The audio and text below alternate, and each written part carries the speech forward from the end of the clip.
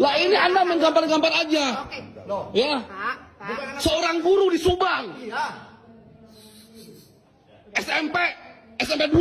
Iya. Liatin tuh. Nih. Pak Dedi tolong tah. Laporin kepada Di.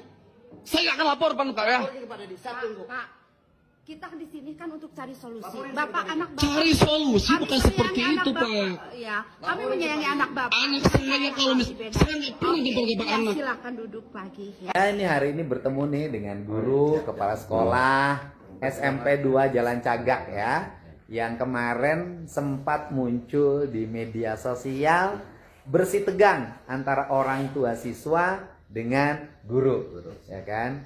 Dan Bapak memang nyabok ya? Nyabok. Terus kemudian anak yang dicaboknya kenapa dicabok?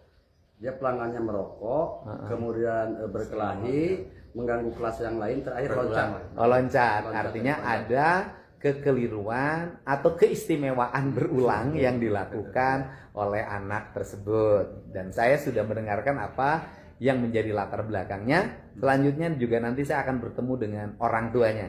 Saya pikir masalah ini harus segera selesai. Siap. Tugas guru adalah mendidik siswanya. Siap. Kemudian tugas orang tua juga mendidik anaknya.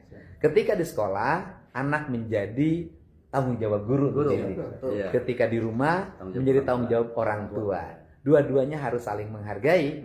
Kalau dititipkan di sekolah, percayakan pada guru. Siap. Ya kalau guru-gurunya agak keras sedikit, nah orang tuanya juga harus bisa menyadari kenapa kekerasan itu terjadi. Tetapi juga guru juga harus menyadari tidak semua hal bisa diselesaikan dengan kekerasan.